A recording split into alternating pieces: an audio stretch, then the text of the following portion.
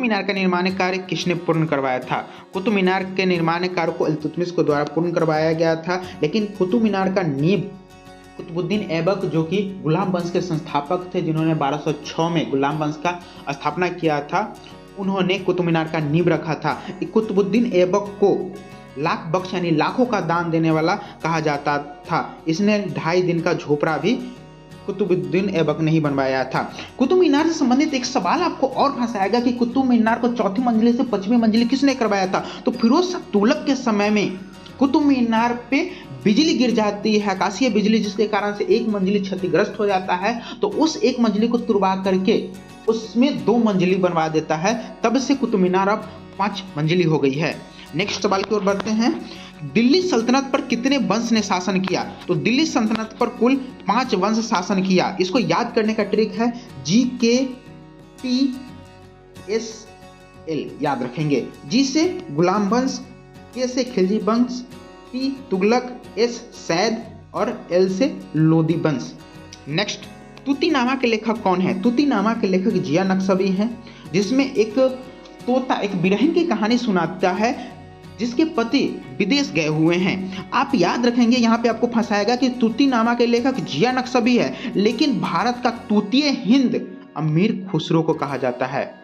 Next, एकता प्रथा किसने शुरू किया था? एकता ने एकता प्रथा भी याद रखेंगे। तो एकता प्रथा इल्तुतमिश के द्वारा ही शुरू किया गया था। आप कमेंट बॉक्स में बताएंगे कि इल्तुतमिश का संबंध किस वंश से है। नेक्स्ट, गंगा अपने उद्गम स्थल पर किस नाम से जाना जाता है? तो गंगा अपने उद्गम स्थल पर भागीरथी के नाम से जाना जाता है। गंगा जब गंगोत्री से निकलती है तो भागीरथी के रूप में निकलती है, जो कि देवप्रयाग में आकर अलकनंदा से मिलकर ये गंगा बन जाती है।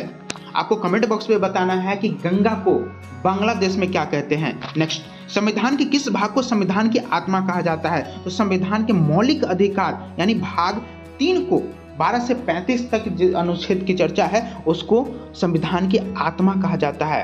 प्रस्तावना को संविधान की कुंजी कहा जाता है। नेक्स्ट, भारत का अंतिम गवर्नर जनरल कौन था? गवर्नर जनरल वायसराय में बहुत कंफ्यूज होता है ना, तो चलिए आपको समझा देते हैं, आपको ट्रिक के माध्यम से याद रहेगा। तो सबसे पहले गवर्नर बना था बंगाल का गवर्नर, भारत नहीं, गवर्नर वो भी बंगाल का।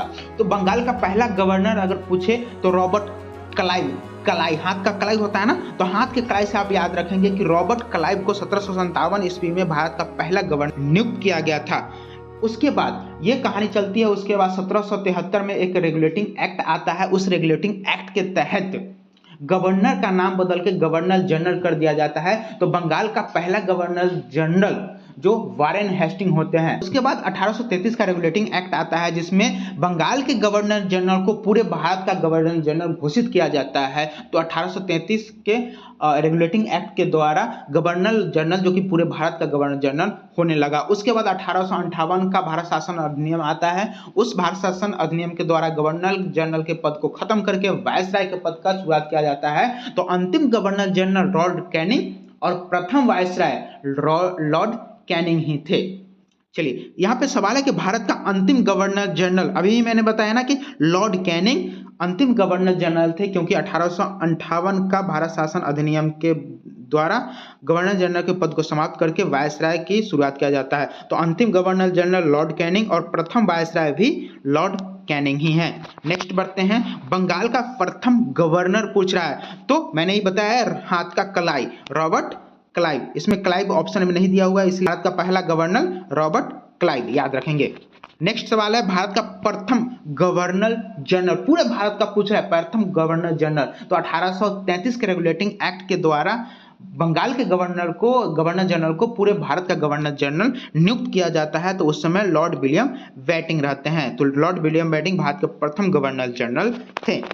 नेक्स्ट, बंगाल का प्रथम गवर्नर जनरल कौन था? सिर्फ बंगाल का पूछ रहा है। तो 1773 के रेगुलेटिंग एक्ट के द्वारा हमने बताया, 1773 के रेगुलेटिंग एक्ट के द्वारा गवर्नर का पद को गवर्नर जनरल बोला जाता है। तो इसी 1773 के समय में लॉर्ड वारेन हेस्टिंग रहते हैं। तो बंगाल का प्रथम governor general Lord Warren Hasting.